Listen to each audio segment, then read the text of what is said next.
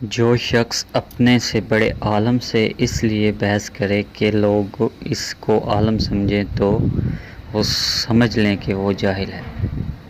برائی کا بدلہ برائی سے آسان ہے۔ اگر تو جوان مرد ہے تو برائی کا بدلہ احسان سے دے۔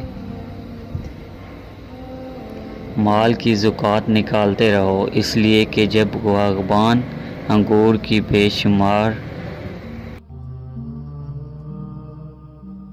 جس نے علم حاصل کیا اور عمل نہ کیا وہ اس آدمی کی مانند ہے جس نے ہل چلایا اور بیج نہ بکھیرا۔